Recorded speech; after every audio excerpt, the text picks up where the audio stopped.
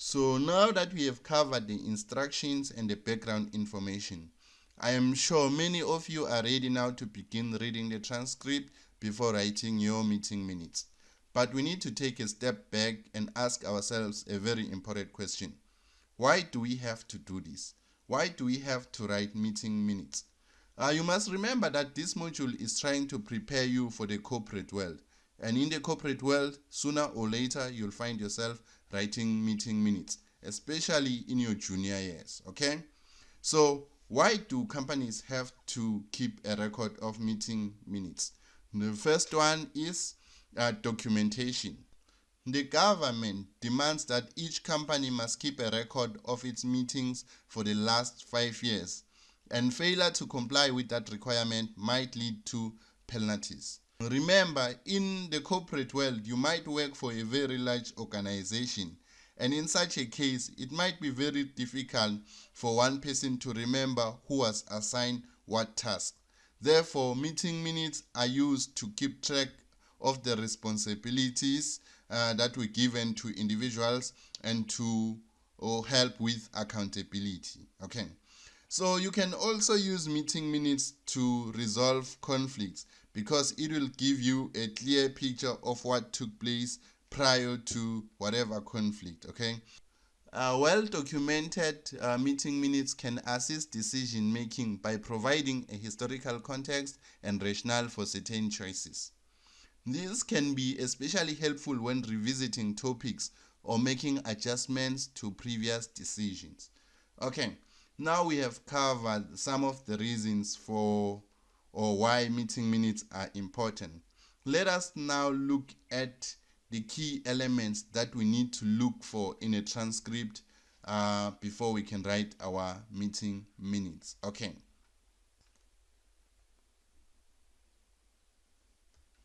So with the information that we have covered so far, we are ready to begin reading the transcript.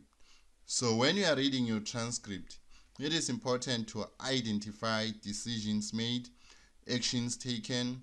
If there were follow-up actions, you need to identify them. If there were presentations, you need to keep a record of that so that you can summarize it. You need to be mindful of the discussion points. If there were motions proposed during the meeting or resolutions reached, you need to identify that. If voting took place, you need to identify that. If there were issues that were left unresolved, you need to identify that. If there were announcements, you need to capture that. And lastly, if there was like additional information, you need also to be mindful of that. Okay. So basically, when someone is reading your meeting minutes, they must clearly document any decisions reached during the meeting. It must also include the rationale behind decisions, if applicable, of course.